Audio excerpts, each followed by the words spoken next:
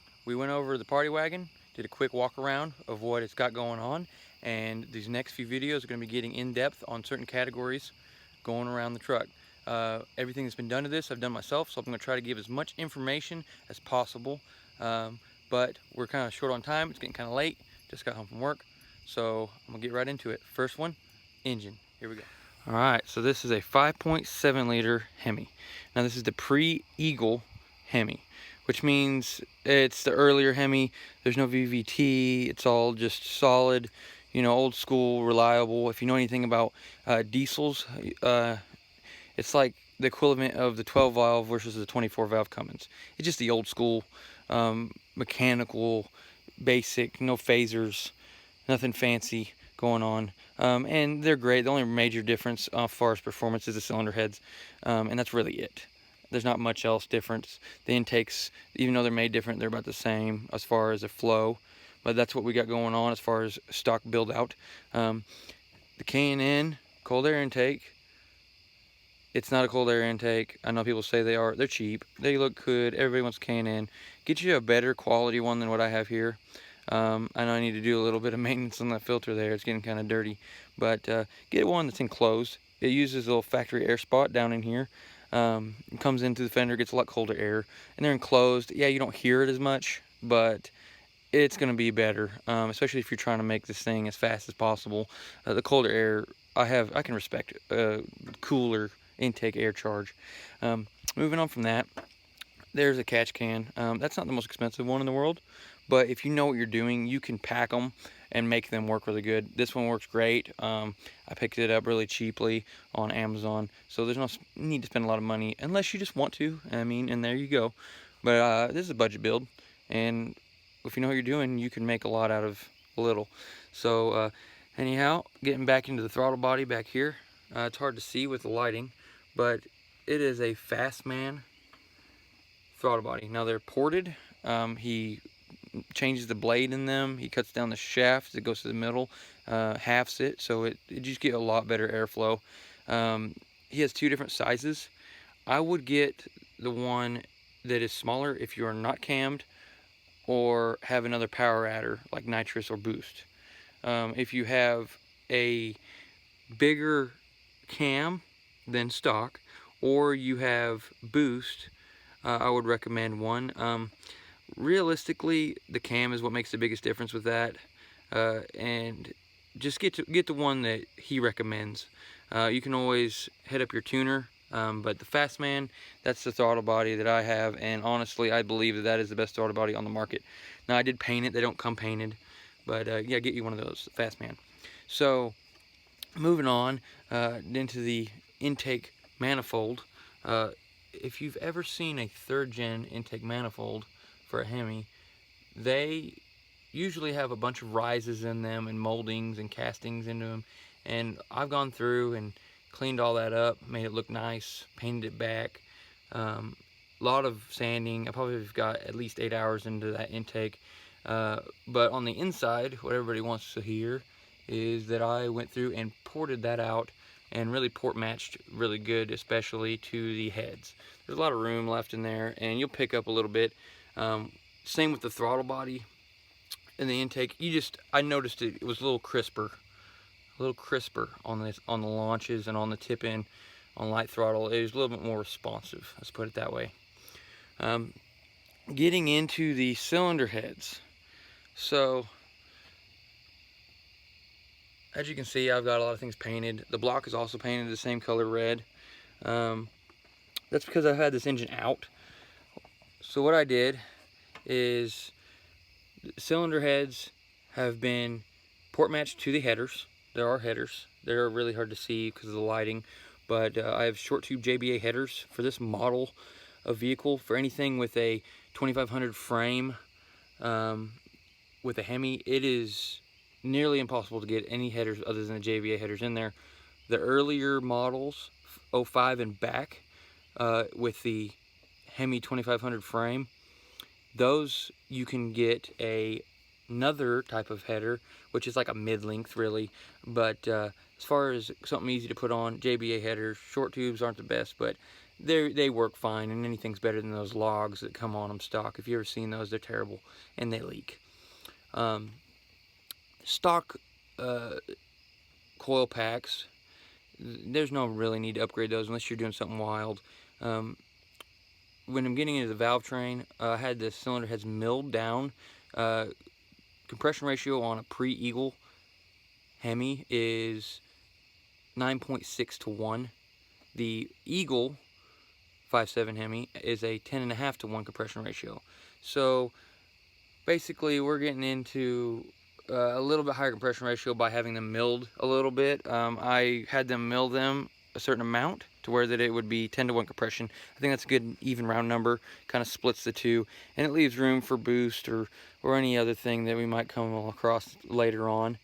It has pack racing valve springs, also retainers and all of that good stuff, locators that you want when you do something like that.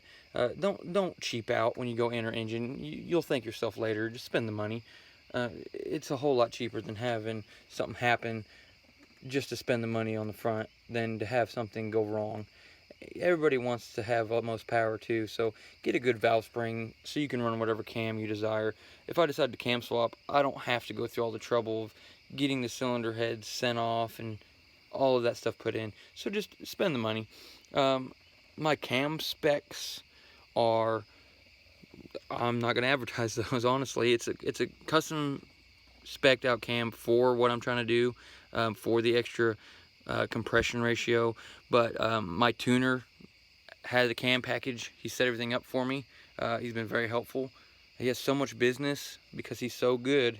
He has so much business that he's actually asked for people not to advertise his name. So if he changes that in the future, I will let everybody know. But as of right now, I'm just kind of keeping it quiet. If you know anything about Hemis, you know it is. He's the man. He's the dude. He's the wizard of Hemis. So anyway, moving on. It's got a cam. It's more of a torquey cam. It doesn't lope very much. It has a nice steady, just bop, bop, bop, and I'll get a little startup later. We might do a little driving around this evening. And then JBA Headers already covered that, going out the exhaust, boom bang, making the power.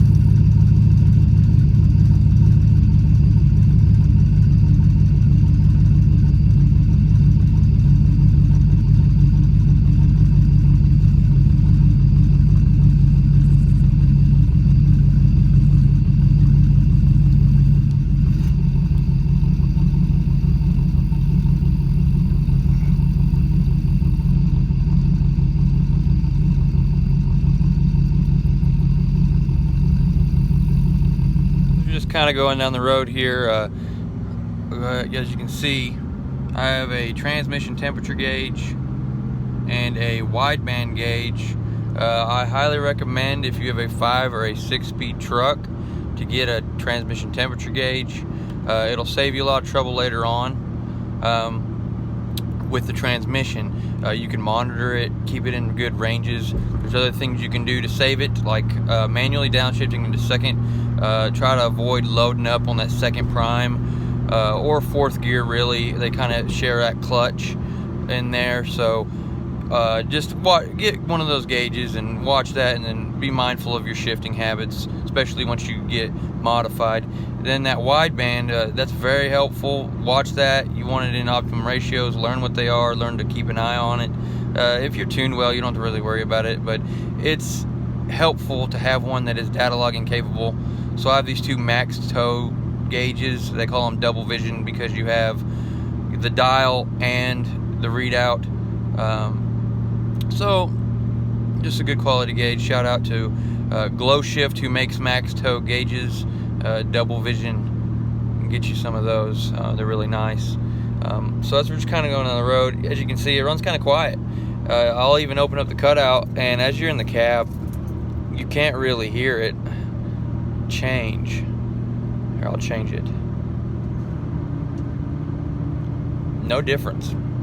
Not really much difference. The only difference between cutout and open and cutout being closed is that I have it run through the factory resonator. There is no muffler, but just a factory resonator just kind of cuts the bite out in town. When you get in the throttle, it's a more noticeable difference. And we'll listen to what that sounds like in here in just a second. So I went ahead and rolled down the windows. Got the cutout closed right now. I'll swap it to open, and with the windows down even, you can't really tell much of a difference. Probably didn't even pick that up on the video. Just changed it. But I'll give it a little pass with the windows down, cutout open, right through here.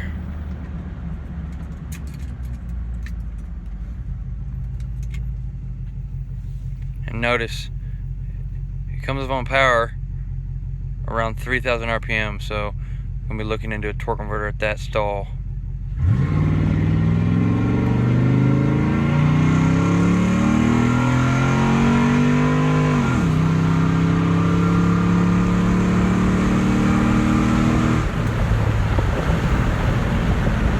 gonna shut her down. Not bad for a heavy truck. I mean, this thing is heavy. We have a Megacab. It's got some heavy axles.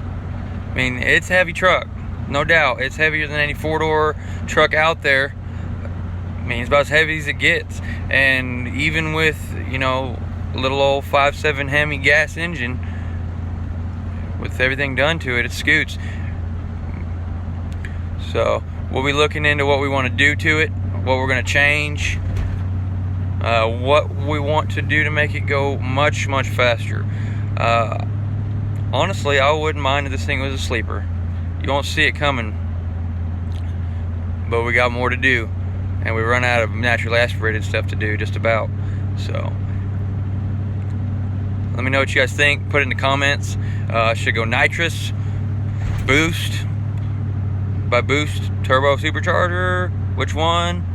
You know, we'll kind of go over some options. It's going to be a while before I make a move, but I do want to go ahead and do some drop-in forged pistons before I do anything crazy. But we won't make this heavy Megacab move. So y'all stay tuned, see what's going on. In the next one, we'll be kind of going over some exterior modifications, and if time allows it, we'll go ahead and get into the interior stuff also. See y'all in the next one. Thanks for watching Build It Motorsport.